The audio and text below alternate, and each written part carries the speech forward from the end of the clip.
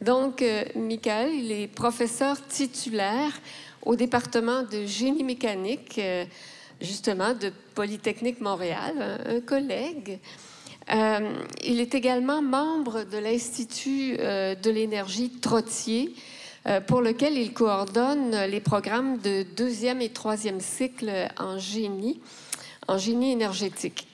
Alors, ses travaux de recherche visent à développer et améliorer des outils de modélisation énergétique des bâtiments et de leur système de chauffage et de climatisation pour optimiser leur conception et leur opération. Son équipe développe des outils de modélisation énergétique urbaine permettant de quantifier les besoins énergétiques des quartiers, ainsi que de planifier et d'optimiser les réseaux de partage de chaleur en milieu urbain, en partenariat avec des architectes et des urbanistes. Alors, ces modèles sont utilisés pour évaluer des scénarios de décarbonation et d'intégration des énergies renouvelables, solaire, géothermie, éolien, en maximisant la flexibilité énergétique des bâtiments et l'utilisation intelligente du stockage d'énergie. Alors, vous voyez, c'est plein de solutions. On va l'écouter avec grand plaisir. Merci et désolé d'avoir fait ça si long. Mais bonjour, donc comme vous voyez, les professeurs aiment bien être debout, peut-être pour dominer un peu plus. Ah, on n'entend pas bien? Ok. Justement, je disais que j'aimais bien être debout, comme Bruno. Donc, tout de suite, pour dissiper un malentendu, quand vous avez lu mon nom, vous avez peut-être pensé que j'étais allemand. Quand vous m'entendez parler, vous pensez peut-être que je suis français. En fait, je suis belge. Et là...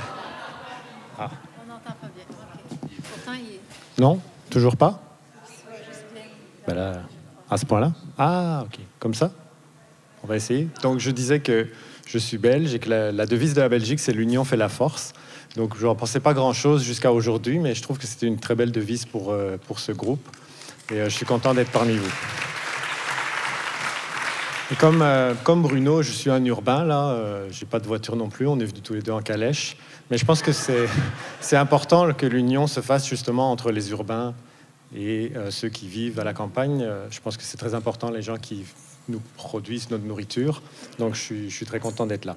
Donc, je vais vous parler du potentiel de l'énergie solaire. On ne s'est pas concerté avec Bruno, mais moi aussi, je voulais rendre un hommage à Hubert Reeves. C'était le héros de ma maman, qui était prof de physique. Et parmi des choses qu'il disait, il a commencé comme astrophysicien et a travaillé dans le nucléaire, en fait, et puis il s'en est un peu écarté, un peu beaucoup. Et donc, il disait, il ne faut pas penser à courte vue pour l'énergie, il faut penser à longue vue. Et longue vue, ça veut dire des milliers et des millions d'années, on voudrait que la Terre soit encore vivable. Et selon lui, si on veut ça, le solaire, c'est inévitable. Donc, ça commence bien pour moi, puisque j'étais engagé pour vous parler de solaire. Et donc, je pense que c'est la seule vraie source. Si on fait une limite autour de la Terre, la seule chose qui nous apporte de l'énergie, en fait, c'est le Soleil. Ça, c'est un graphique que Pierre-Olivier Pinault a montré brièvement pour illustrer le changement climatique, parce que tout le problème, c'est finalement que sur les 340 watts par mètre carré qu'on reçoit en moyenne du Soleil, on n'en rend que 339. Le 1, là, c'est ça le problème. La Terre se réchauffe petit à petit. Mais ce que ça illustre surtout, c'est que justement, tout ce qui arrive sur la Terre, c'est l'énergie du Soleil. Il n'y a pas d'autre source. Alors, malheureusement aussi, le Soleil n'est pas renouvelable. Alors là, ça vous choque peut-être, mais en fait, si on regarde de loin, le Soleil, c'est une étoile qui consomme... En fait, le Soleil, c'est une centrale nucléaire qui fait la fusion, que l'homme essaye de faire, mais ça ne marche pas très bien. Mais le Soleil, lui, il le fait depuis longtemps, il y arrive. Et il a l'avantage qu'il est à des millions de kilomètres, donc ça ne nous dérange pas trop. Là, la radiation ne nous fait pas de mal. Mais il consomme son combustible, en fait, comme n'importe quelle centrale nucléaire, justement. Mais heureusement, à notre échelle humaine, le Soleil est renouvelable parce qu'en fait, on n'est pas prêt d'avoir des problèmes. C'est dans des milliards d'années. Mais c'est important, je pense, pour faire le lien avec la sobriété, de réaliser qu'il n'y a pas de solution miracle. Il n'y a pas de choses qui vont nous sortir du fait qu'il faut d'abord économiser, même si je suis Monsieur Solaire.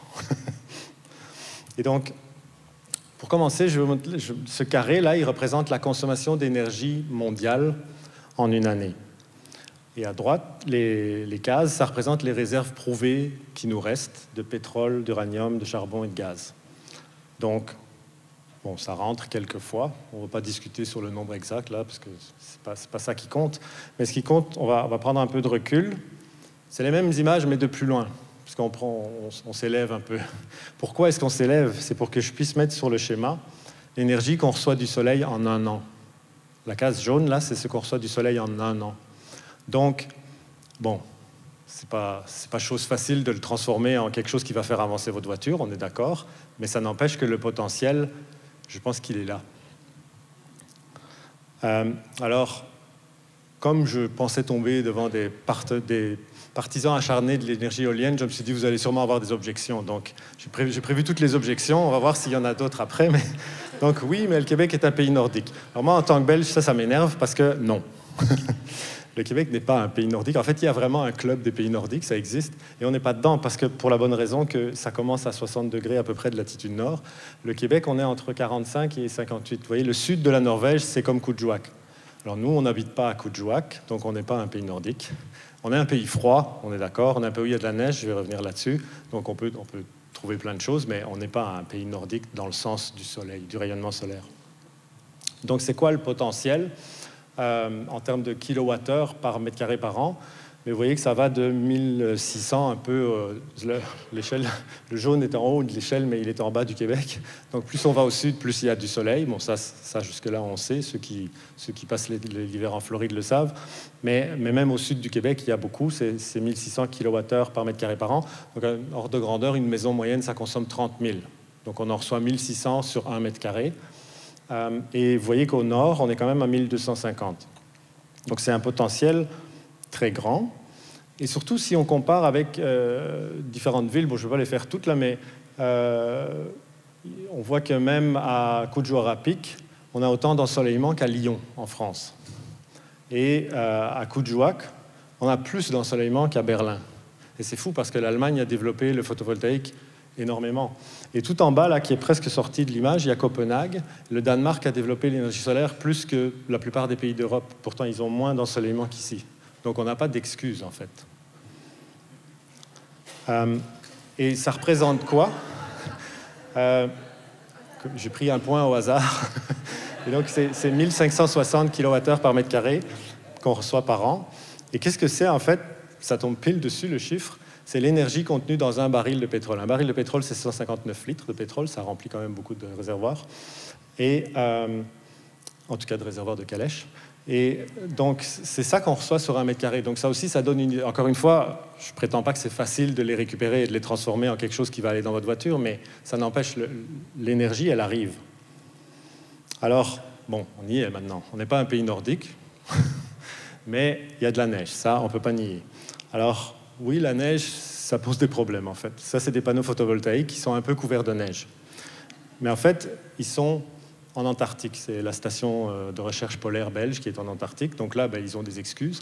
Et vous voyez que malgré ça, la station marche quasi uniquement. Il y a des éoliennes aussi qu'on ne voit pas sur l'image ici, mais il y a des éoliennes et il y a des panneaux photovoltaïques qui sont en haut. Là, il y a des panneaux solaires thermiques qui font de la chaleur. Donc le solaire, ça peut faire deux choses directement, on va dire, de la chaleur ou de l'électricité. Et donc là, il y a les deux.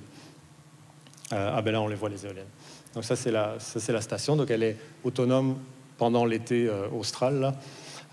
Et donc elle a une excuse pour être couverte de neige.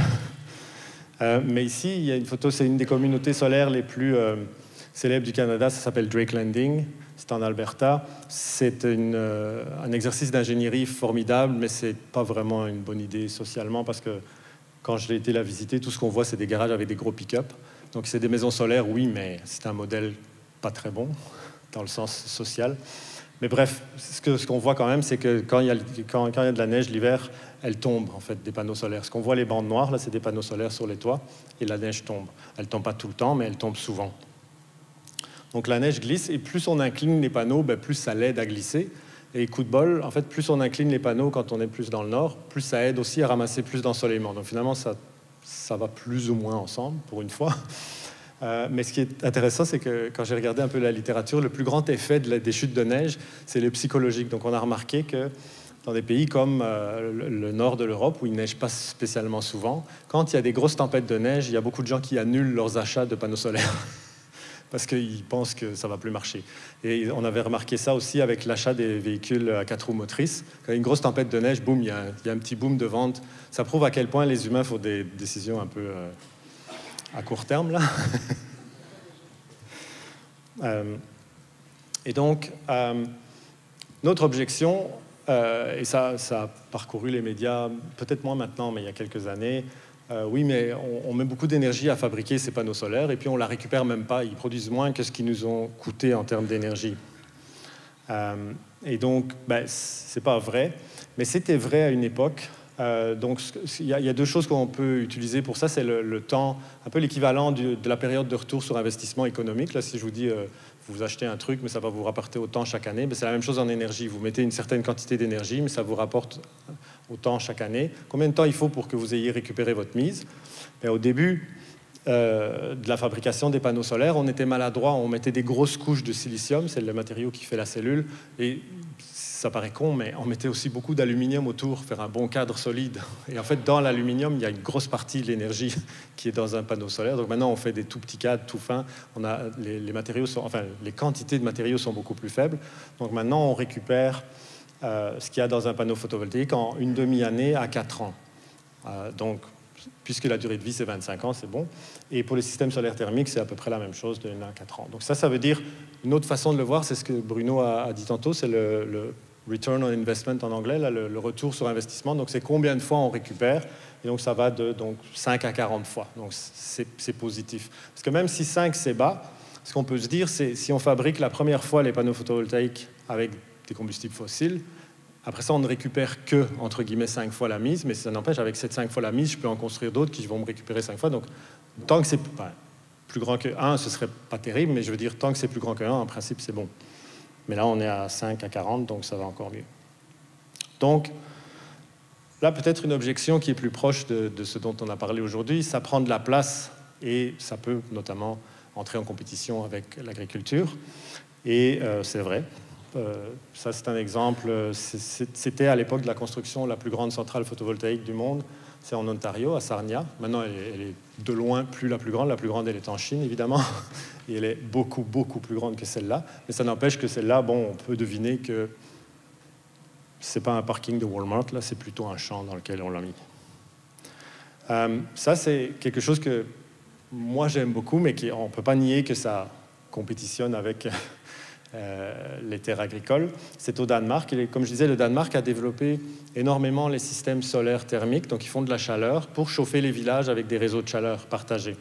La raison principale pour laquelle ils ont développé ça, c'est parce qu'ils ont une organisation historiquement que le village se regroupe en une coopérative qui gère leurs chaufferies. Et c'était des chaufferies au mazout. Après ça, c'était des chaufferies à la biomasse. Après ça, maintenant, il y en a beaucoup qui sont passés au solaire. Pas à 100%, mais à un grand pourcentage. Et pourquoi ils font ça? C'est parce que la société en question, et on revient aux idées de capitalisme et de profit à court terme, là, c'est une coopérative qui appartient au village. Et donc, elle ne peut pas faire de bénéfices. Donc, chaque fois qu'elle fait des bénéfices, elle les réinjecte dans le système lui-même. Et donc, ils se permettent d'acheter des capteurs solaires et de voir un horizon sur 20 ans économiquement, puisque de toute façon, ils ne peuvent pas distribuer leur argent à leurs actionnaires. Ils n'ont pas d'actionnaires. Enfin, c'est les gens de la commune, mais ce n'est pas un principe de payer des actionnaires, c'est un principe de réinvestir dans le système. Et c'est pour ça que ce pays, donc, qui a beaucoup moins de soleil que nous, a développé beaucoup plus de systèmes solaires, surtout thermiques, mais aussi photovoltaïques. Mais je montrais ces photos pour dire qu'on ne peut pas nier que là, bon, il y a clairement la population de l'endroit a décidé de sacrifier quelques terres agricoles pour mettre les panneaux solaires. On peut essayer de faire double emploi. Je pense qu'on a mentionné ça pour les éoliennes un peu plus tôt. Mais bon, ça prend quand même de la place, même si on met des moutons en dessous. Donc, là, c'est peut-être pas très lisible, mais ça, c'est un article qui comparait justement la place que ça prend pour installer différents types d'énergie.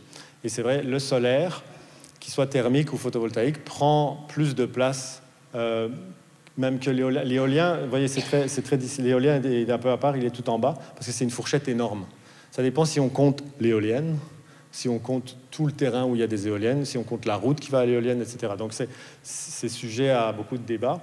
Mais entre les autres, le solaire photovoltaïque prend de la place. Par contre, là, il y a un énorme avantage. Le solaire, n'est pas obligé de prendre de la place qu'on prend sur le champ. On peut le mettre sur les bâtiments. Et parfois, même, ça peut être très joli. Moi, je trouve ça très joli. Donc, c'est un bâtiment où, sur la façade en longueur, là, on voit des panneaux photovoltaïques qui font de l'électricité. Sur la façade avant, on voit des panneaux solaires thermiques qui font de la chaleur. Donc, il y a les deux. Et c'est intégré... ça dépend des goûts, là, mais en tout cas, c'est pas plus moche qu'autre chose. Donc, il y a plein de façons de le faire. Et on peut même s'en donner à cœur joie avec des trucs luxueux, là. Mais donc, ce qu'il faut voir là-dedans, c'est que ça peut être joli, mais aussi, surtout, ça ne prend pas de place de nouvelles. On n'a pas artificialisé plus de sol que ce qui était déjà artificialisé par le bâtiment. On peut aussi les mettre dessus. Celui-là, ce n'est pas forcément joli, mais c'est un projet qui me tient à cœur parce que c'est avec les étudiants, on avait mis des panneaux solaires sur le toit de l'Accueil Bonneau, qui est un endroit qui donne à manger aux sans-abri. Ils sont toujours là. En fait, c'était il y a 10 ans à peu près. On a fait une première remise à jour du système. Ils ont remplacé le glycol, remplacé une pompe, je pense. Donc, mais le système est toujours là. En fait, ils ont remplacé quelques tubes qui étaient cassés. Mais donc, le système fonctionne toujours. Et donc, on voit que c'est assez simple comme installation. C'est pas forcément le plus joli, mais ça fonctionne. Et puis, c'est dans le Vieux-Port à Montréal. C'est discret, donc on avait peur qu'on n'ait pas le permis, mais finalement, on l'a eu facilement. Et puis, il y a autre chose. Et ça... Comme Européen, je peux le dire, qu'est-ce qu'il y a comme stationnement en Amérique du Nord? Donc si on couvrait tous les stationnements de panneaux photovoltaïques, on n'aurait pas de nuit aux terres nourricières et on aurait plein d'énergie. On pourrait aussi réduire les stationnements, ça c'est un autre débat, mais en tout cas, il y a de la place, on ne peut pas nier. Et ça fait pas plus, les panneaux photovoltaïques ne font pas plus d'îlots de chaleur que le béton ou l'asphalte qui est en dessous. En fait, en théorie, ils en font même moins, puisque une partie de l'énergie solaire, elle ne les sert pas à chauffer, elle est transformée en électricité, donc elle est enlevée. Donc, pourquoi pas? Vous voyez qu'on peut aussi les utiliser sur les vignes. Et en fait, sur les barrages, je pense que... je préfère l'idée de mettre des éoliennes, je pense, à côté. Je ne sais pas si dans le contexte québécois, ça marche. Ça, c'est en Chine, l'image là, où les panneaux flottent sur l'eau d'un barrage, justement. Ici, avec la glace, la neige, je ne suis pas certain que c'est une bonne idée, parce qu'ils sont pratiquement à plat, donc dès qu'il tombe de la neige, c'est fini, à mon avis. Mais enfin, c'est pour illustrer que ce n'est pas obligé de prendre du nouveau territoire. On peut combiner les utilisations. Et donc, rien que sur les toits des bâtiments, pour le Québec, on voit que on peut obtenir à peu près 3000 kWh par ménage. Donc, de nouveau, comparé aux 30 000 qu'un ménage moyen utilise, ça fait 10%, c'est pas énorme. Mais je pense que c'est ça aussi qu'il faut réaliser. Il n'y a pas, je pense, une approche qui va nous sauver la vie, là, qui va nous amener vers le bonheur énergétique. Ça doit être un mélange. Et je pense que le solaire peut jouer un rôle, même si c'est pas le silver bullet, pour le dire en bon français, dans tous les cas. Et donc le potentiel, il vaut à peu près, mettons, je sais pas, un quart des besoins des secteurs commerciaux institutionnels et du résidentiel. Mais ça compte pas les stationnements. Si vous imaginez ici, par exemple, cette étude, ce qu'elle aurait pris, le toit du gymnase, le toit de l'école, le toit du bâtiment là. Elle aurait dit, là-dessus, je peux mettre autant. Mais si on prend en même temps le stationnement, là, ça fait pas mal plus. Donc, le potentiel là, c'est juste les toits des bâtiments, vraiment les toits. Et puis, ça ne fait pas de bruit, oui. Je ne l'avais pas, celle-là. Ça fait du bruit. Non, ça ne fait pas de bruit. Et donc, bref, puisque c'est si bien, on devrait en avoir plein.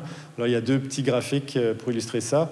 Ce n'est pas lisible non plus, mais c'est la quantité de panneaux solaires thermiques, donc qui font de la chaleur, à haute température. Donc, ça exclut les capteurs qu'on met pour les piscines, là, qui ne servent qu'aux piscines. C'est ceux qui servent pour les bâtiments et pour l'eau chaude domestique. Et c'est par la capacité installée par personne. Et le Canada, il est la petite flèche rouge là tout à droite, pas brillant. Surtout qu'il faut remarquer que c'est une échelle logarithmique. Ça veut dire que quand on bouge de un cran, là, on divise par 10. C'est pas qu'on retire 1. Donc, si on est 2 fois plus loin, c'est pas qu'on est à la moitié, c'est qu'on est, dans ce cas-là, 1000 fois plus petit. Donc, c'est vraiment rien du tout. La capacité. Ça, c'était le thermique. Si on regarde le photovoltaïque, le Canada se débrouille pas trop mal, mais le Québec, sur les 4553 MW installés, le Québec en a... Vous voyez, il faut que je vérifie pour voir si c'est vraiment ça, mais oui, c'est ça, 17. 17 sur 4553. Pas terrible. Donc, bref, on est nulle part. Et donc, peut-être c'est parce que ça coûte trop cher. Alors, oui, ça coûte cher, mais le prix n'a pas arrêté de diminuer. Et ce qui est intéressant là-dedans, c'est que je pensais que je n'aurais pas le temps. Donc j'ai un autre graphique qui montre le prix du pétrole pendant la même période. Et ce que ça fait énormément d'oscillations. Donc la leçon, c'est, en plus ça monte, mais c'est pas tellement ça qui est important, c'est que c'est très difficile à prévoir. Personne n'a prévu que les prix allaient exploser avec la guerre en Ukraine, parce que personne n'a prévu la guerre en Ukraine. Avant ça, personne n'avait prévu que ça se casserait la figure aussi fort avec la Covid. Donc, quand on investit dans les énergies renouvelables, ça peut coûter peut-être un peu plus cher, mais c'est surtout très prévisible, parce que l'investissement, il est là. Après ça, c'est gratuit pour le... gratuit. L'énergie du soleil arrive et vous la convertissez, mais il ne faut plus réinvestir. Vous faites la maintenance, mais c'est beaucoup, beaucoup moins. C'est le contraire des systèmes à énergie fossile, où ce que vous payez, c'est le combustible. Donc, vous le payez au prix du jour. Et donc, l'avantage, c'est peut-être un peu plus cher, mais c'est surtout beaucoup plus prévisible. Donc, pour les organismes en principe institutionnels comme les organismes gouvernementaux ou bien les coopératives, c'est mieux parce qu'on peut faire un budget qui a de l'allure pour longtemps, parce que ce qu'on va payer, on va le payer tout de suite, et puis c'est fini. Tandis que si on dépend du gaz ou du pétrole, on ne sait jamais comment ça va fluctuer. Et c'est vrai que parfois on s'en tire mieux, mais parfois on s'en tire beaucoup plus mal. Donc l'ordre de grandeur des prix, là, c'est les modules, donc vous voyez, ils sont descendus en dessous de $1 par watt. Donc, et ça, on voit bien que ça stagne, parce qu'à un moment, il y a une limite, on ne va pas vous les donner gratuits non plus. Donc, le prix a été divisé par 25, je pense que ça va là. Mais ça, c'est le problème, c'est juste le module. Donc, vous achetez votre panneau. Bon, après, il faut le mettre sur le toit, il faut connecter des câbles, il faut mettre un contrôleur qui va s'en occuper. Et finalement, c'est ça qui finit par coûter plus cher. Donc, au total, le prix, ce n'est pas $1 par watt, mais c'est plutôt 2 à 3 pour les systèmes résidentiels. Mais pour les gros systèmes de production, si Hydro-Québec, d'ailleurs Hydro-Québec a 2 centrales maintenant, c'est des toutes petites centrales. À l'échelle d'Hydro-Québec, les deux ensemble, si je ne me trompe pas, font 10 mégawatts. Donc 10 mégawatts par rapport à la centrale de la Grande, là, une des centrales, ça fait 5600 mégawatts, donc 5600 par rapport à 10, donc c'est rien du tout, c'est ridicule, mais c'est quand même grand en termes de photovoltaïque, donc eux, ils ont payé vraisemblablement un prix de l'ordre de 1 à peu près, ou $1 par watt, ou $1,50, mais si vous en mettez sur votre maison, ça va vous coûter 2 ou 3, parce que simplement, il y a les économies d'échelle. Pour le solaire thermique, la vérité, c'est que c'est pas rentable économiquement, donc si vous en mettez demain, c'est pas parce que vous voulez sauver de l'argent, c'est parce que vous voulez sauver la planète plutôt. Mais malheureusement, ce n'est pas rentable sans subvention, c'est trop cher. Mais ce qui est intéressant, c'est de voir comment le coût a évolué, donc pas dans le temps cette fois-ci, mais en fonction de la capacité installée. C'est comme tout, si vous achetez la première voiture électrique, elle va coûter plus cher que quand tout le monde en aura et que ce sera la, je ne sais pas combien de millionième, parce qu'il y a les économies d'échelle. Et donc, les premiers systèmes solaires étaient très chers, les premières éoliennes étaient très chères, et puis le prix des éoliennes baisse, bien que Pierre-Olivier Pinault disait que maintenant, aux États-Unis, le prix commence à monter à cause de la demande, en fait. Mais donc, ce à quoi on s'attend, c'est que les technologies, quand on en met de plus en plus, le prix baisse. C'est ce que les courbes qui descendent montrent, et celle qui descend le plus fort, le plus longtemps, c'est la courbe solaire, la orange. Donc, quand il n'y avait presque pas de solaire, ça coûtait très cher. Maintenant qu'on en a plein, ça coûtait beaucoup moins cher. Mais une courbe qui est un peu bizarre, c'est la courbe du nucléaire. On n'en a pas énormément encore, mais on en a quand même plus. Mais en fait, il n'est pas baissé, il monte.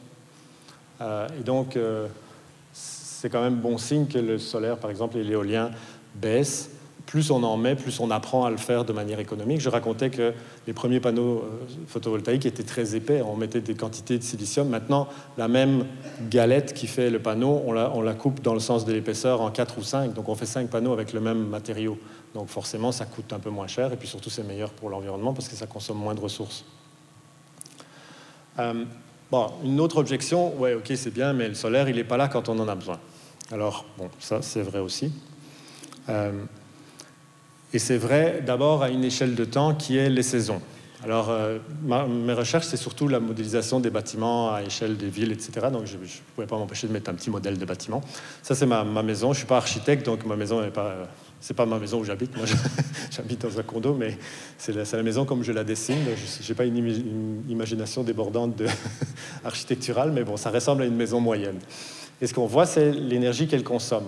Et donc, dans l'énergie qu'elle consomme, chaque mois, il y a une partie qui est à peu près constante, il y a des petites bosses parce que les gens partent en vacances ou bien ils consomment un peu plus. Et puis, ça, c'est le gris. Donc, ça représente l'éclairage, les appareils, le lave-vaisselle qu'on démarre la nuit. la climatisation et l'eau chaude domestique. Et puis le rouge, c'est bon signe. Le rouge, c'est le chauffage. Et donc, ce rouge, évidemment, c'est un problème parce que si on regarde la production solaire annuelle, elle fait un peu l'inverse. Donc, la courbe de la demande fait comme ça, la courbe de la production fait comme ça. Ça, c'est moche. Mais en fait, c'est une maison moyenne. Et comme le disait Pierre-Olivier Pinault, c'est parce que la maison moyenne, elle n'est pas très bonne. Elle pourrait être vraiment meilleure. Donc, on pourrait faire un effort pour rétablir cette courbe, pas avec des moyens de stockage magnifiques, là, des batteries énormes ou des cuves d'eau de milliards de mètres cubes. Non, juste, ce qu'on peut faire pour améliorer l'adéquation, c'est baisser le rouge, en fait. Donc, si on avait une maison aux normes qu'on appelle Novoclimat, voilà ce que c'est les mêmes occupants dedans, c'est la même famille. La partie grise, c'est la même qu'avant, les appareils électriques, tout ça. Mais le rouge, il est beaucoup moins. Donc, la partie qui est difficile à combler parce qu'elle est dans le mauvais sens, elle a beaucoup diminué. Ça existe encore, ça ne veut pas dire que c'est parfait, mais c'est déjà, ça paraît plus facile de réconcilier les deux comme ça que comme ça. Et donc ça, c'est une première chose qu'on peut faire pour améliorer l'adéquation. L'autre chose, là ça devient un peu plus technique, mais plus on relève les panneaux, l'été, le soleil est très haut dans le ciel. Donc si je mets un panneau à plat, je vais avoir plus que si je le mets comme ça, parce qu'il ne voit pas le soleil. Par contre, l'hiver, le soleil est plus bas. Donc, ça veut dire que si je relève mon panneau, et dans le premier exemple que je montrais, que j'ai dit que je trouvais beau, là, les panneaux étaient verticaux carrément, vous avez vu. Bon, c'est pas l'optimum pour en avoir le plus au cours de l'année, mais c'est ce qui nous en donne le plus l'hiver. Donc, si on redresse les panneaux, on a plus l'hiver et moins l'été. Donc, ça veut dire que la courbe qu'on obtient de production, elle se rapproche un peu plus de la demande, en fait, de la courbe de la demande. C'est, encore une fois, c'est pas parfait, mais ça aide. Donc, on peut jouer là-dessus pour améliorer un peu. Et puis, bien sûr, justement, pour faire le chemin qui reste, une fois qu'on a fait ce qu'on pouvait, là, il y a encore des petites parties où la demande et la production ne sont pas les mêmes. Donc, ce qu'il faut faire, c'est, pendant qu'on a trop de production, on stocke, et pendant qu'on a trop de demande, on déstocke. Ou bien simplement, on utilise une autre source. Donc, moi, je trouvais l'idée bonne de mettre des éoliennes en plus à côté des barrages, et puis peut-être qu'à ce moment-là, les éoliennes produisent, ou bien c'est les barrages, justement. Au Québec, on a une chance folle, c'est qu'on a justement, comme l'expliquait M. Franqueur, quelque chose qui peut facilement se combiner avec n'importe quoi. Donc les centrales hydroélectriques, ça démarre comme ça et ça s'arrête comme ça peut moduler facilement. Donc quand il y a plus de soleil, les centrales hydroélectriques ralentissent, quand il n'y a pas de soleil, elles remontent.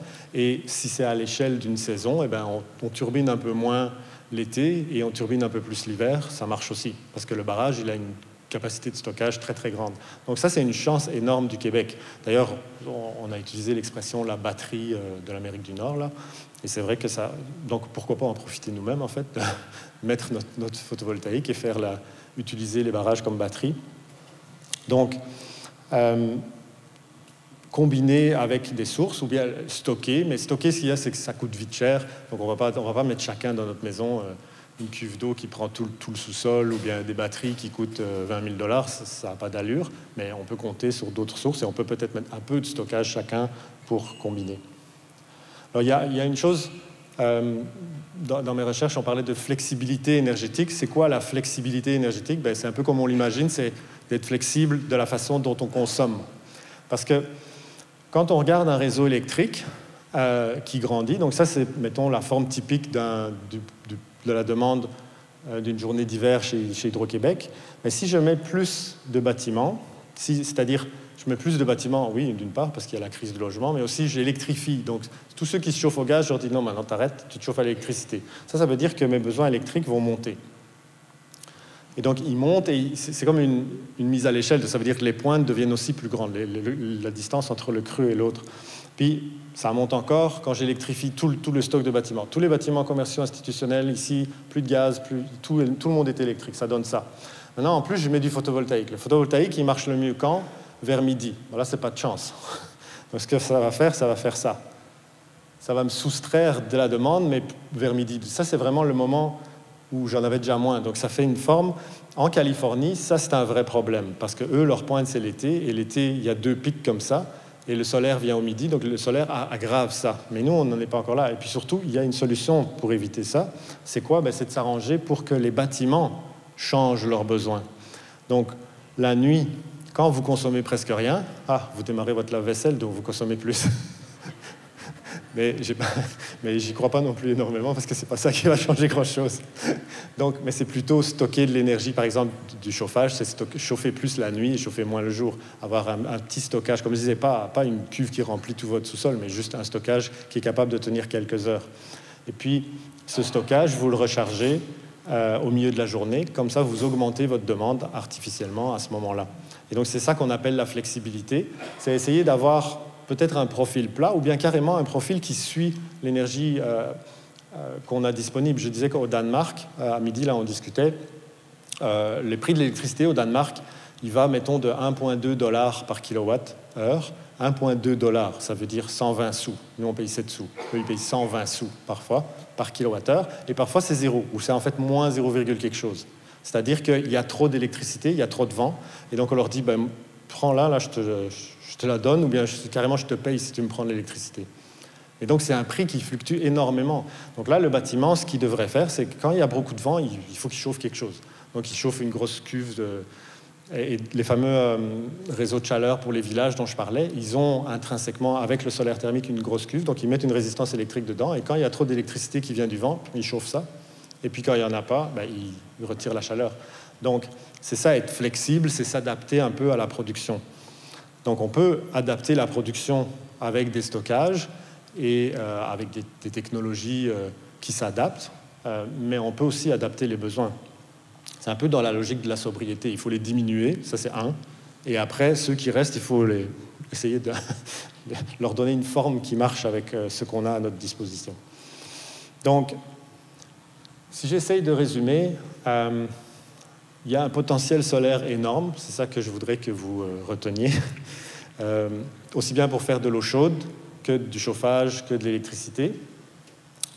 Même au Québec, qui n'est pas un pays nordique, même s'il y a de la neige, qui est un pays froid, où l'hiver est froid, oui, mais le potentiel existe même ici. Et un gros avantage du solaire, je pense, c'est qu'il peut être installé sur les bâtiments ou sur les stationnements. Ça veut dire aussi que c'est quelque chose qui est distribué, qui est diffus un peu. Il n'y aura pas une grosse centrale.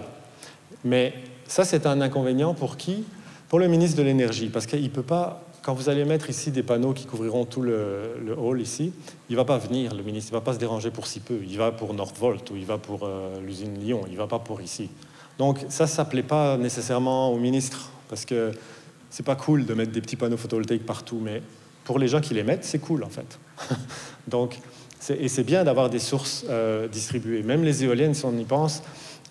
quand il y a eu la guerre, quand il y a toujours la guerre en Ukraine, on a parlé beaucoup des Russes qui avaient pris possession de la centrale nucléaire. On n'a pas dit que les Russes avaient pris 200, 300 éoliennes. Tout le monde s'en fout, parce qu'on ne peut rien faire avec une éolienne. Donc, parce que c'est distribué. Donc c'est un avantage, en fait. Et puis, si on parle de panne ou de choses comme ça, d'avoir des sources distribuées, c'est aussi... On aime bien parler de résilience, et donc ça augmente la résilience. Donc finalement, le désavantage qui fait que ce n'est pas dense, ça peut être un avantage, en fait. Et c'est pas obligé non plus d'appartenir... Il y a aussi... C'est ça attire moins les requins. Les investisseurs qui veulent se faire du fric, aller mettre des millions de panneaux chez monsieur machin, madame machin, trop de travail pour eux, donc ils s'en foutent. Donc c'est les citoyens qui doivent les mettre eux-mêmes, les panneaux. Donc ça peut être un avantage. Aussi, une chose, je pense, qui est la clé, c'est que, le solaire, c'est bien. Là, j'étais payé, je ne suis pas payé, mais je veux dire, j'étais engagé pour ça, gratuitement, pour vous dire que le solaire, c'était bien, et je le pense. Mais ça n'est rien sans l'efficacité énergétique, sans la sobriété. Il faut qu'on diminue d'abord, et après, pour combler ce qui reste comme besoin, on peut utiliser le soleil, par exemple, parce qu'il y a un potentiel énorme, avec le stockage, les autres renouvelables. Et je finis par Hubert Reeves, qui, après la phrase qui disait que le solaire est inévitable, il disait c'est juste une... Je ne veux pas mal le citer, ma maman ne me pardonnerait jamais. Il disait c'est du simple bon sens, sauf que... Puis il s'arrête un peu et puis il dit faut le voir. Juste avant ça, il parlait des politiciens. Alors, ça ne s'est pas dit dans l'interview, mais moi je pense que ce qu'il veut dire, c'est que les politiciens, ils ne le voient pas. Ils ne le voient pas parce qu'ils voient à courte vue. Mais si on voit à 5 millions d'années, le solaire est inévitable. Voilà. Merci.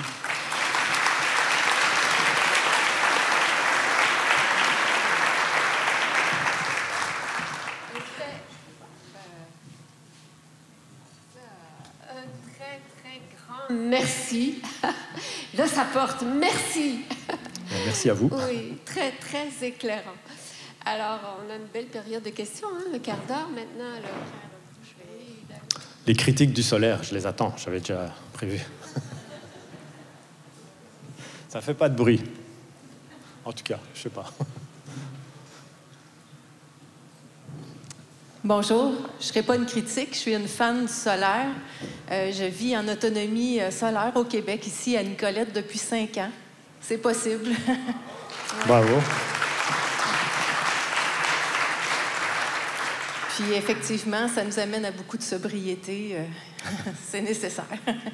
J'ai une question par rapport aux panneaux solaires. Est-ce que ça serait possible que les gens aient des panneaux solaires qui peuvent revendre l'énergie à Hydro-Québec, puis que quand il y a des temps plus creux, ça leur revienne? Oui, ça c'est le mesurage net, on appelle. Mais économiquement, c'est intéressant parce que c'est comme le compteur qui tourne à l'envers, en fait. Et donc, je pense que, peut-être que quelqu'un peut me corriger si je dis des bêtises, là, mais je pense qu'on a le droit, si c'est en dessous d'une certaine puissance, de 5 kW ou je sais plus. Est-ce que quelqu'un connaît? Mais enfin, oui, ça existe. Il y a une limite de puissance parce qu'ils ne veulent pas que, si vous couvrez de photovoltaïque et un grand champ, vous n'avez pas droit à ce système. Mais si vous avez un petit système, vous pouvez avoir le mesurage net. OK. Parce que je me disais, si chacun met 2-3 panneaux sur sa maison, est-ce que ça aurait un impact intéressant au niveau de l'énergie au Québec? Est-ce que les gens aussi, ça les aiderait à prendre conscience de la consommation d'énergie? Oui, mais le problème, je pense, la raison pour laquelle on ne le fait pas, c'est que chacun n'y gagnerait presque rien. Pas assez. Malheureusement, la plupart des gens ne vont pas dire ça poliment, pas se casser le cul pour mettre 2-3 panneaux et pas faire beaucoup de bénéfices, quoi. Non. Mais s'il y en a qui le font, oui, je pense que c'est un peu ça l'idée. On peut pas. Je pense que dans des cas particuliers, on peut vivre en autarcie, hors réseau. Mais la plupart, moi, je pourrais pas. J'ai pas assez de superficie de toit. Mon habitat est trop dense. J'ai pas les moyens, on va dire, techniques. Mais je pourrais mettre, comme vous le dites, des panneaux. Et moi, je le fais pas. Je le reconnais. Mais je pourrais mettre des panneaux et faire une petite contribution. C'est juste que pour moi, le retour financier serait même pas très grand. Je pourrais même pas m'en vanter parce que je fais presque rien. Donc, malheureusement, c'est un peu ça qui freine, je pense. Mais oui, ça pourrait marcher. Et ça marcherait même mieux puisque ce serait distribué dans le sens économique, mais aussi dans le sens... les nuages passent pas au même endroit au même moment partout. Donc, du point de vue du réseau, ce serait plus facile à gérer, en fait.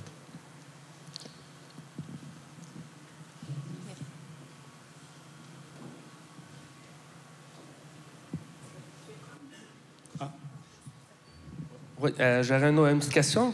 Tu parlais qu'au Danemark, là, ils chauffaient à la biomasse, puis ils se lançaient ces panneaux solaires, puis ils disaient qu'ils lâchaient la biomasse. Là. Pourquoi c'est pas bon? Ou mais je sais pas que c'est pas bon, mais je pense que c'est plus simple et peut-être plus durable. Ils n'ont pas un territoire énorme, là, Danemark, donc ils n'ont pas accès à une biomasse énorme non plus. Ils ont fait ça aussi beaucoup en Suède. Je sais pas si c'est moi qui crée l'écho, mais... et c'est un gros avantage des réseaux comme ça à l'échelle des villages, parce que si on a bon, ici c'est des plaintes électriques, c'est pire, mais admettons que chacun ait sa fournaise qui marche au gaz et on dit ce serait bien que dans le village on change tous et on commence à brûler du bois à la place. Bon, ça veut dire qu'il faut changer une fournaise chez chacun, puis après ça 10 ans après on dit le bois c'était bien, mais en fait le solaire sera encore mieux, donc il faut qu'on change les systèmes chez tout le monde. Tandis que là il y a une chaufferie qui envoie de l'eau chaude dans tout le village, et on change juste la chaufferie. Et donc en Suède, ils se sont débarrassés du mazout en 10 ans. Donc dans le chauffage des locaux, il y en a presque, de résidentiel, il y en a presque plus. Ça, c'est grâce au fait qu'ils sont à, je ne sais plus le pourcentage exact, mais peut-être 70% dans des réseaux de chaleur. Et donc ils sont passés à ce qu'il y avait de mieux. Donc ils ont changé le mazout par le gaz parce que c'était mieux. Après ça, ils ont trouvé la biomasse, c'était encore mieux. Après ça, là, en Suède, il y a quelques systèmes solaires, mais la plupart sont encore à la biomasse. Ou alors maintenant, en fait, c'est ça qui est magnifique, les mêmes systèmes, il y en a maintenant qui se chauffent en récupérant la chaleur sur les égouts avec des pompes à chaleur. Parce que de nouveau, il a fallu changer une grosse chaudière à biomasse par une grosse pompe à chaleur qui va rechercher l'eau dans les égouts, etc. Mais on ne peut pas faire ça chacun pour nous. C'est un poil communiste comme approche, mais du point de vue énergétique, ça marche. Mais ce n'est pas communiste, mais c'est la mise en commun. Si on met en commun les infrastructures, ça marche mieux. J'ai une autre question par rapport aux biométhanisateurs. Ils parlent un peu dans le domaine agricole là, de reprendre le fumier des vaches, là, puis un peu des résidus là, de compost, là, puis faire une sorte d'énergie avec ça. Es-tu au courant un peu du procédé, puis c'est rentable? Je connais un système qui existe, mais c'est en Belgique. Mais j'ai travaillé avec un collègue là-dessus sur l'utilisation des résidus de maïs, là, les tiges qu'on ne consomme pas, etc. Donc, oui, non, moi je pense que tout ça, c'est des bonnes solutions. En fait, mais elles ne feront pas 100% des besoins en chaleur du village en question ou de la ferme, ou je ne sais pas. C'est peut-être ça aussi un problème. On veut toujours la solution parfaite. On veut la centrale nucléaire qui va nous donner l'énergie, une petite capsule de stylo là, qui va alimenter votre voiture pendant 100 ans. Ça n'existera jamais, ça. Ou bien elle va vous tuer, la capsule. Je veux dire, c'est pas possible. Donc c'est ça qu'il faut abandonner l'idée. Et donc toutes les initiatives, je pense, d'utilisation de biomasse, quand ça ne compétitionne pas avec autre chose, parce que c'est ça, à la fin, c'est comme les copeaux de bois, on finit par se battre pour les copeaux de bois, parce qu'il y en a qui veulent faire ceci, il y en a qui veulent faire cela. Mais si on ne se bat pas pour une autre ressource, si ça ne prive pas les sols de réinjecter la biomasse comme engrais, ou je ne sais pas quoi, parce qu'il ne faut pas faire ça non plus, ou sinon on ne fait pas pousser du maïs juste pour ça, parce que là c'est débile. Mais donc si c'est fait en bonne intelligence, moi je pense que toutes les initiatives sont bonnes à prendre. C'est ça aussi la leçon. La communauté peut avoir un biométhanisateur qui fonctionne, qui ne donne pas 100% tout le temps. Il peut y avoir quelques capteurs solaires partout qui font un peu le mélange. Et puis quand il n'y a vraiment pas assez, les barrages, ils sont toujours là, ils nous appartiennent, donc ils vont nous donner ce qui manque. Mais au moins, on a fait un peu quand on pouvait. C'est le gros avantage du Québec. Si on était l'Ontario, ça marche moins bien, parce que eux, leur base, là, qui remplace nos barrages, enfin, en partie, en tout cas, c'est des centrales nucléaires. Eux, ils ne peuvent pas les moduler. Donc eux, là, ils veulent rien savoir que tout d'un coup, vous produisez plein de photovoltaïques. Ça les ennuie. Tandis que les barrages, peut-être que ça les ennuie, je ne sais pas, mais ils sont capables, en tout cas. Ils peuvent réduire.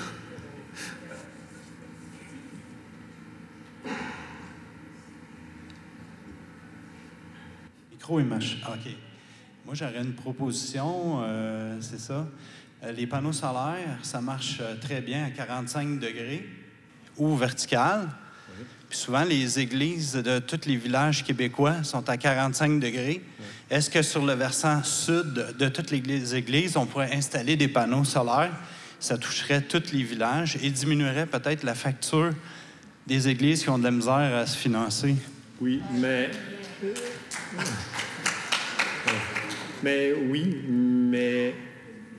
il faudrait d'abord voir si on peut faire quelque chose dans l'église qui améliore. Je dis ça parce que ça part d'un vrai projet. J'habite à Montréal, près de l'église Saint-Jean-Baptiste, qui est une grosse église, où ils ont beaucoup d'activités, où ils louent la salle pour des concerts, des choses comme ça.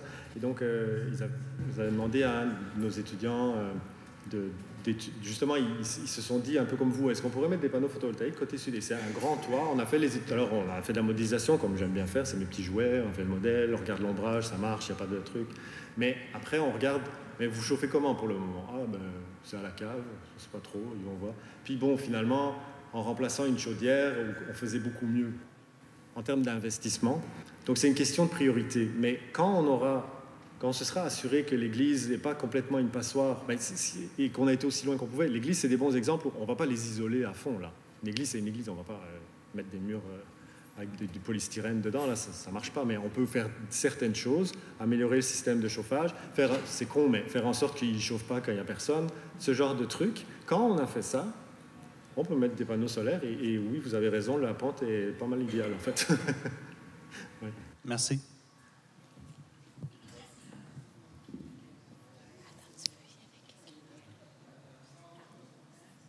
Allô?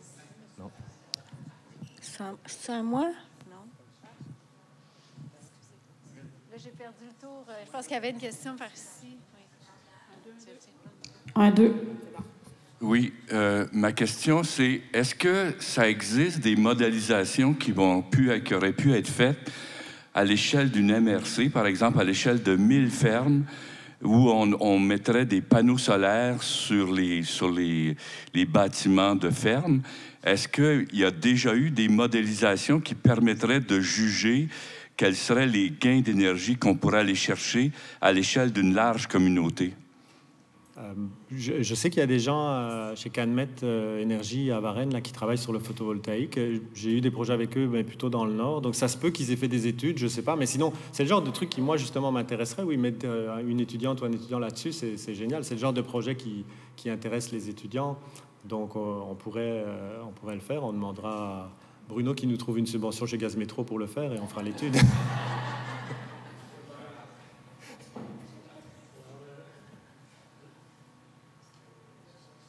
Vous ne nous avez pas parlé du solaire passif. Est-ce que vous pourriez en glisser un mot et ses avantages dans les constructions en général, que ce soit les maisons, les habitations ou même les serres ou autres? Oui, c'est vrai, vous avez raison. C'est une des mesures. Je pense que ça vient quand même après l'efficacité énergétique. C'est-à-dire, si on a une maison qui est une passoire, il faut d'abord boucher les trous.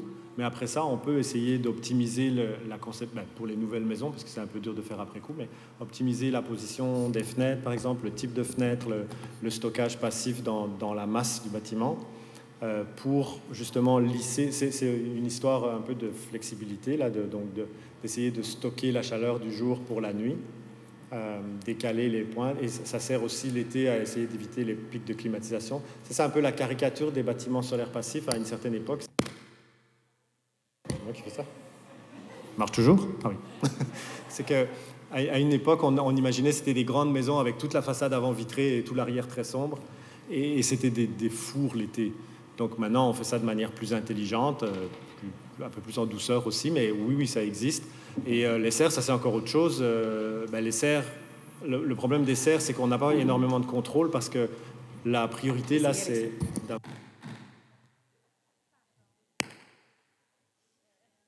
c'est l'Hydro-Québec qui se venge de nous avoir rendu l'électricité. Donc, qu'est-ce que je disais? Oui, le solaire passif. Donc, je pense que ça peut venir après. Ah oui, et dans les serres, en fait, on veut surtout qu'il y ait beaucoup de lumière sur les plantes. Donc, on peut pas mettre des obstacles. Donc, on n'a pas énormément de marge de manœuvre, en fait. Mais parce qu'en gros, on veut le plus possible de soleil. Mais dans les bâtiments, on peut jouer, oui. Ça fait partie de... parce que pour moi, n'importe quel bâtiment devrait être solaire passif. C'est-à-dire que quand on fait la conception, on fait un modèle et on regarde comment on peut améliorer le système de chauffage et l'enveloppe du bâtiment. Et ça fait partie, ça, de positionner les fenêtres, choisir le type de fenêtre, mettre des ombrages, parce que le problème, on ne veut pas que ça chauffe l'été. Et c'est relativement simple conceptuellement, puisque l'été, le soleil est haut, l'hiver, il est bas. Donc si on met une casquette, une visière devant les fenêtres, ça empêche le soleil l'été de rentrer, mais pas l'hiver. Donc c'est pas non plus sorcier, mais il faut juste vouloir le faire. Et dans le cas des logements sociaux, etc., il y a toujours la question du prix. Le problème, quand on vient avec des suggestions comme ça chez des développeurs, ça va me coûter autant par porte, t'oublies. Voilà, c'est ça la réponse. Mais oui, c'est un bon point en fait. J'en ai pas parlé, mais c'est un point important. Moi, je me posais la question par rapport à l'énergie solaire pour la quantifier pour le stockage. Si elle est stockée pour un long moment, parce que j'ai souvent entendu parler, mais je ne sais pas si c'est une croyance populaire, que l'énergie solaire avait une petite quantité de stockage à long terme. Oui, c'est plus compliqué. Parce que si on pense à des batteries, il faudrait que les batteries soient énormes. Puis elles ont n'importe quelle batterie, comme un ordinateur ou quoi, si vous le laissez charger à 100% et vous le reprenez un mois plus tard, il n'est plus à 100%, elles perdent un peu. Les réservoirs thermiques, c'est la même chose. Si vous avez votre tank d'eau chaude qui est chauffé à fond, qui a une panne d'électricité, 4 jours après, même si vous n'avez pas consommé d'eau, elle sera plus si chaude que ça. Donc, n'importe quel stockage perd de la chaleur. Ça, c'est un aspect. L'autre aspect, c'est que pour stocker entre l'été et l'hiver, il faut des stockages énormes.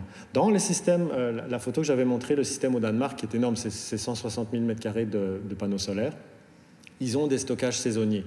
Ce que c'est, essentiellement, en anglais, ça s'appelle pit storage. Là, dans certains cas, c'est une ancienne carrière. Ils ont étanchéifié le fond, puis ils le remplissent d'eau. Au-dessus, ils mettent un couvercle avec une grosse isolant. Et ça, c'est leur stockage. Et c'est énorme. C'est que je sais pas, pour le village ici, le stockage serait aussi grand que la salle ici, mais il serait vraisemblablement enterré là, mais ce serait ça, l'ordre de grandeur. Ça aussi, c'est beaucoup plus... Si, je dois confesser que je ne sais pas combien de maisons il y a ici, une centaine 50 300 1500 1500, ok. Donc disons 1500. Disons 1000 pour faire chiffron. Si chaque maison veut avoir des panneaux solaires et stocker sa propre énergie de l'été pour l'hiver, chaque maison va devoir avoir, mettons, 1/1000 de ce volume-ci, mais ça c'est gros à l'échelle d'un sous-sol. Par contre, si les 1000 se mettent ensemble, en fait, elles n'auront pas besoin de 1000 fois le truc parce qu'il y a la diversité qui rentre en ligne de compte. C'est toujours la même chose. C'est que si vous voulez, par exemple, prévoir l'eau chaude dans un bâtiment avec 100 appartements, les 100 ne vont pas consommer en même temps. Donc la puissance dont vous avez besoin pour un système collectif est moins grande que la somme des puissances que vous devriez mettre chez chacun. Et c'est un peu la même chose avec le stockage. Dans une certaine mesure, ce n'est pas magique, là, mais ça réduit un peu. Puis surtout, ce qui est réduit, c'est le coût. Le facteur d'échelle. Les économies d'échelle là, font que construire un gros réservoir comme ça à l'échelle du village, ça coûtera moins cher que 1500 fois 1/1500e de ce réservoir-ci. Donc mais c'est vrai que c'est un problème complexe. Et d'ailleurs, je pense que la façon dont ils ont fait ça au Danemark, c'est très intelligent. Ils visent une fraction solaire de 40 à 50%.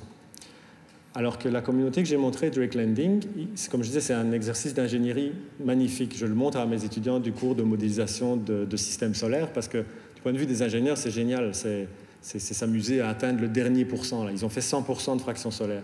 Mais c'est juste que c'est ridiculement cher. Et puis surtout, quand les gens roulent en pick-up à côté, c'est débile en plus d'être cher, mais ça, c'est autre chose. Mais donc, c'est pour se péter les bretelles parce qu'on a atteint 100%, mais il y en a une au Canada. Au Danemark, il y en a des dizaines. Chacune fait peut-être 40-50% de fraction solaire. Ça veut dire que oui, ils ont des gros stockages, mais pas démesurés. Donc c'est ça aussi, je pense, la clé de... C'est pas de la sobriété, mais c'est une approche intelligente de ne pas vouloir juste viser le 100% de n'importe quoi. Le 100% d'éolien ou le 100% de solaire thermique ou le 100% de solaire photovoltaïque. Si on vise un certain pourcentage, on peut mettre un certain stockage et ça reste dans des proportions qui ont du sens financièrement et même écologiquement parce qu'à la limite, faire des énormes stockages juste pour le plaisir de pouvoir dire j'ai fait 100% de solaire, c'est idiot du point de vue énergétique aussi parce qu'on gaspille des ressources en créant le stockage. Par contre, dire je vais dimensionner mon stockage pour que justement j'atteigne le moment où si je vois en fonction du stockage, la fraction elle fait ça, puis tout d'un coup, hop, ça me prend d'aller très très loin, ben là je m'arrête. J'en ai mis quand même un peu, mais pas tout.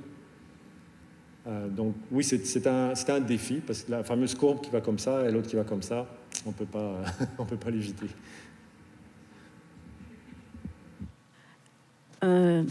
M'entendez-vous? Oui.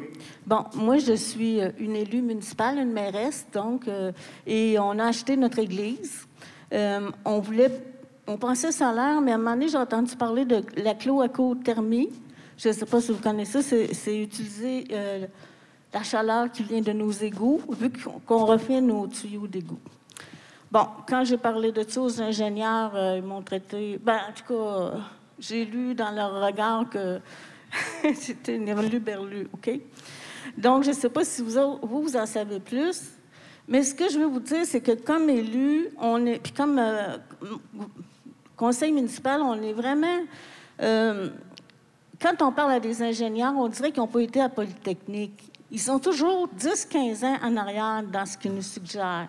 OK? C'est triste pour leur professeur. Non, mais je suis désolée. C'est incroyable.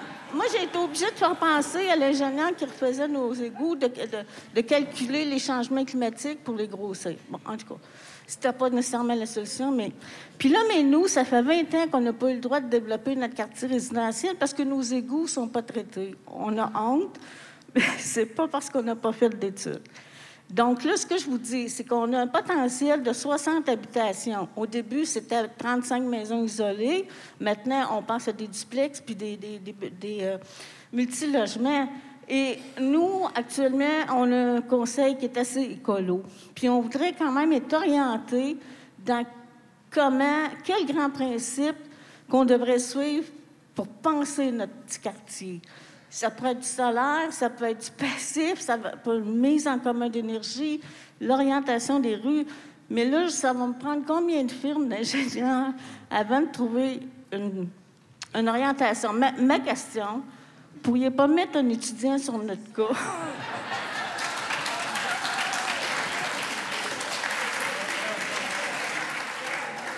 Bon, Bruno, il va falloir que tu fasses aller tes contacts chez Énergir pour avoir de l'argent. mais oui, en fait, je pense que nous on l'appelle entre nous la cacathermie, carrément. Donc, récupérer la chaleur des égouts. Mais c'est une solution. Je ne pense pas que c'est une solution facile à mettre en œuvre à l'échelle d'un bâtiment. Parce qu'on ne peut pas vivre sur notre propre eau d'égout parce que les débits vont et s'arrêtent et tout ça. Mais dès qu'on a une échelle grande, à l'échelle d'une communauté, là, on peut récupérer les égouts. Le débit est pas constant, mais je veux dire, il varie, mais pas trop qu'on puisse quand même prendre la chaleur à peu près tout le temps. À Montréal, ce qu'on a comme problème, c'est les fameuses chutes à neige. Là, quand il débarque la neige dedans, on ne peut plus prendre de chaleur parce que c'est déjà presque à zéro. Mais donc, c'est possible. Et oui, la Ville de Montréal étudie ces cas-là pour plusieurs endroits.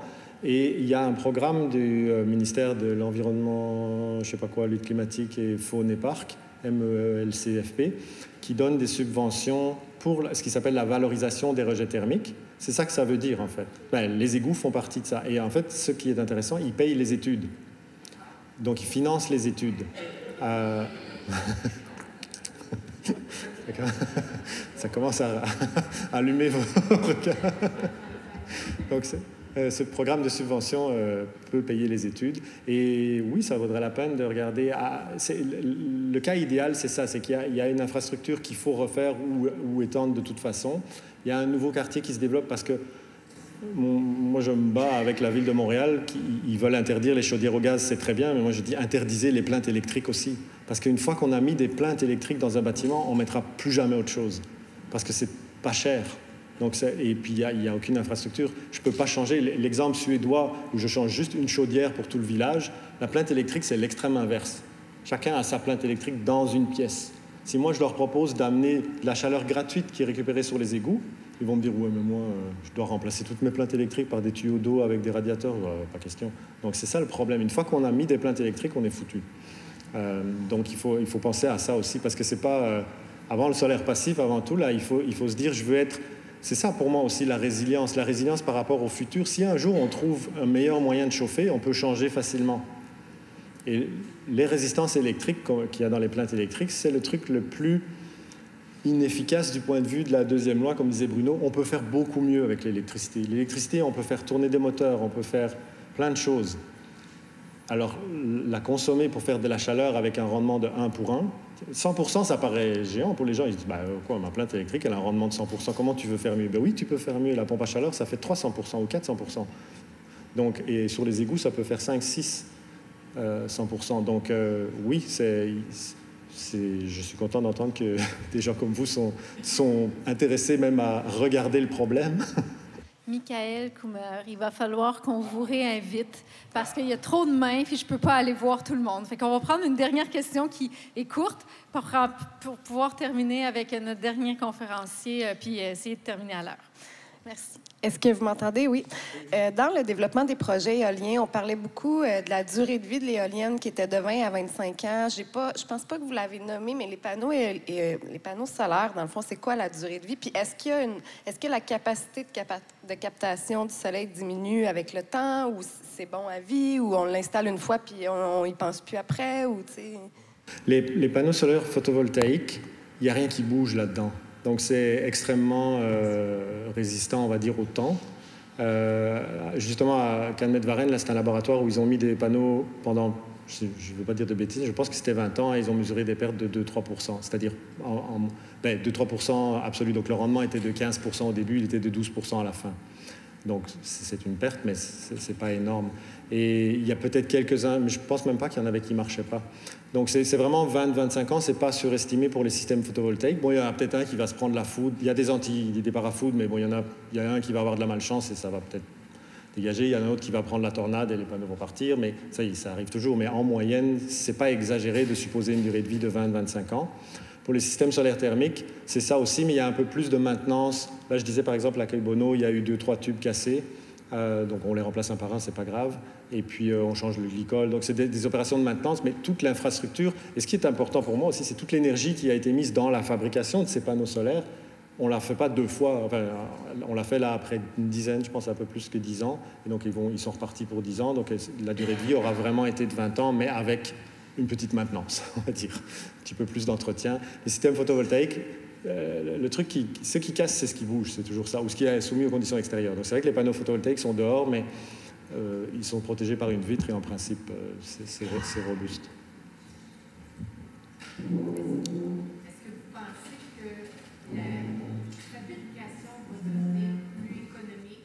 Plus il y en a pour Oui, mais si on parle des panneaux photovoltaïques, ils sont déjà très bas. Comme je montrais sur la courbe, ils ont déjà descendu tellement que je ne pense pas que ça va changer. Et l'installation, ça c'est peut-être l'histoire de la poule et l'œuf. S'il y a maintenant des gens qui veulent en mettre partout, bon, d'abord ça va faire augmenter les prix très fort parce que les installateurs ne sont pas idiots, ils vont voir qu'il y a de la... Mais peut-être qu'après ça va diminuer à long terme parce qu'il y aura une industrie qui va se former. Mais je ne pense pas que les prix vont baisser énormément. On en parlait à midi aussi. Moi je pense que la question des prix, là, le secret, c'est d'augmenter le prix de la référence. Si on payait l'électricité au vrai prix qu'on devrait la payer, on serait tout seul tenté de mettre du photovoltaïque, du thermique, de l'éolien, de je ne sais pas tout quoi. Mais comme on la paye pas cher, ben, on a envie de rien faire. Merci à vous.